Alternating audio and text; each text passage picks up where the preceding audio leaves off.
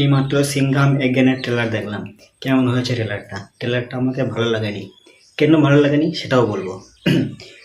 এখানে ক্যামেওগুলো, সমস্ত ক্যামেওগুলো দেখানো হয়েছে, বুঝতে পেরেছেন? আর একটা কথা বলি, ট্রেলারটা 5 মিনিটের ট্রেলার হয়েছে, মানে পুরো গল্পটাই বলে দিয়েছে। ট্রেলারটা দেখলেই আপনারা বুঝতে পারবেন এর গল্পটা কি।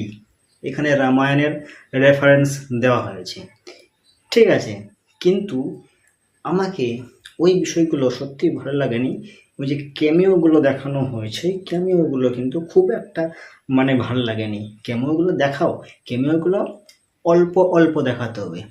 ট্রেলারটা যদি 3 মিনিটের হতো ভালো লাগতো, কিন্তু 5 মিনিটের ট্রেলার একবারে পুরো গল্পটাকেই বুঝিয়ে দিয়েছে যে গল্পটা কি।